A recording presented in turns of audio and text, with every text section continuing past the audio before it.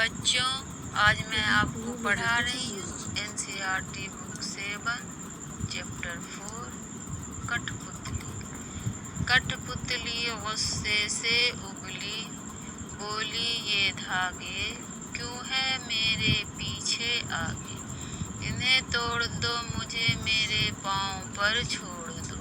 सुनकर बोली और कठपुतलियाँ कि हाँ, बहुत दिन हुए हमें अपने मन के छंद हुए। मगर पहली कठपुतली सोचने लगी, यह कैसी इच्छा मेरे मन में जगी। इस कविता के लेखक हैं भवानी प्रसाद मिश्र। अब पाठ का सारांश। इस कविता में कठपुतलियाँ स्वतंत्रता की इच्छा से स्वयं अपनी बात व्यक्त कर रही हैं।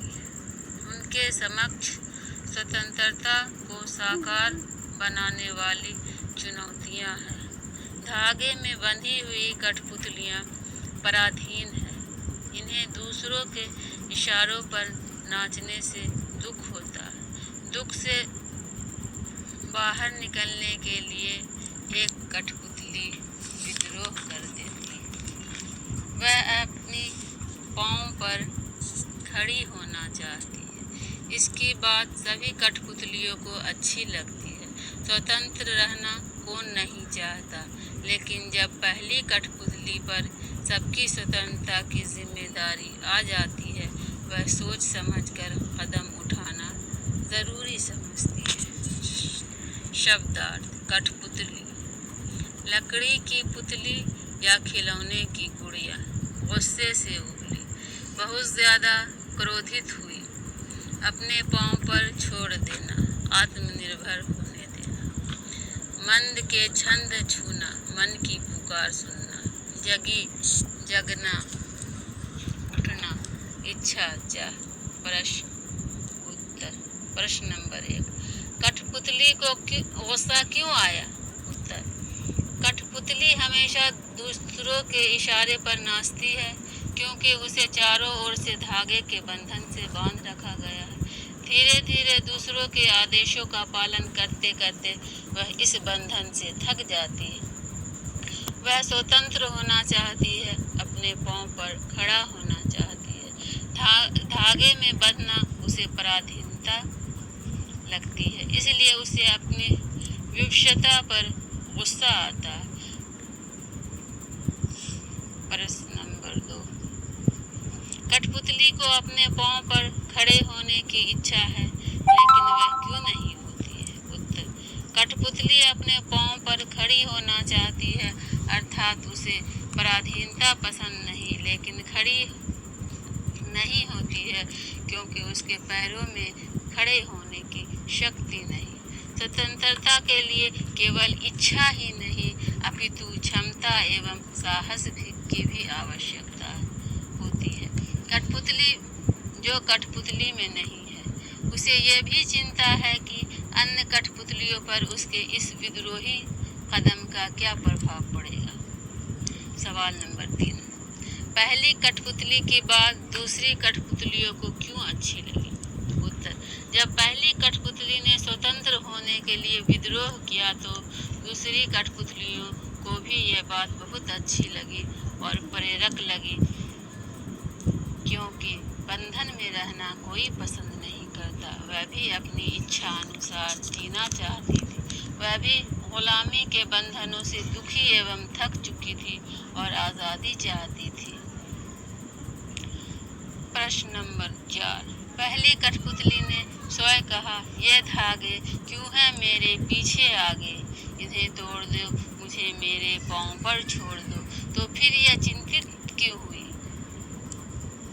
यह कैसी इच्छा मेरे मन में जगी।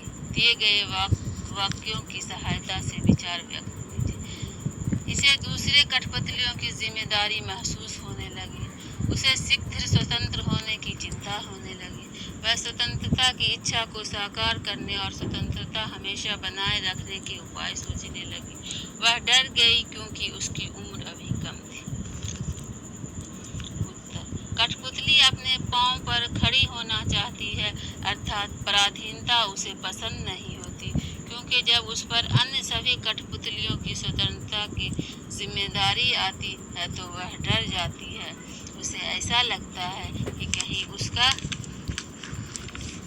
उठाया गया कदम सबको मुश्किल में न डाल दे, और अभी उसकी उम्र भी कम है। सोच विचार का दायरा सीमित है, अतः उसे दूसरों के सहारे की भी जरूरत थी। साथ ही स्वतंत्रता प्राप्त करने के बाद उसे बनाए रखना भी तो जरूरी होता है। इसलिए कथनी और करनी में अंतर होता है, अर्थात कहना सरल और करना मुश्किल होता है, जिसे कठपुतली समझ चुकी थी। जब हमारे निर्णय कई लोगों को प्रभावित करते हैं तो हमें आगा पीछा जरूर समझ लेना चाहिए। सवाल नंबर 5। बहुत दिन हुए हमें अपने मन के छंद छुए। इस पंक्ति का अर्थ और क्या हो सकता है? दिए गए वाक्यों की सहायता से सोचिए और लिखिए। बहुत दिन हो गए मन में कोई उमंग नहीं आई।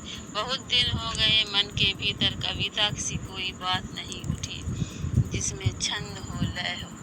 बहुत दिन हो गए मन का दुख दूर नहीं हुआ, न मन में खुशी आई। बहुत दिन हो गए गाने का मन नहीं। उत्तर: बहुत दिन हुए हमें अपने मन के छंद हुए। पंक्ति का अर्थ यह है कि बहुत दिन हो गए मन का दुख दूर नहीं हुआ और न मन में खुशी आई। नीचे 2 स्वतंत्रता आंदोलन के वर्ष दिए गए हैं। इन दोनों आंदोलनों के 2 स्वतंत्रता सेनानियों के नाम लिखिए। सन 1857 कुंवर सिंह तात्या टोपे। सन 1942 महात्मा गांधी, जवाहरलाल नेहरू। भाषा की बात: कई बार जब 2 शब्द आपस में जुड़ते हैं उनके मूल रूप में परिवर्तन हो जाता है। कठपुतली में भी ऐसा समान परिवर्तन हुआ है।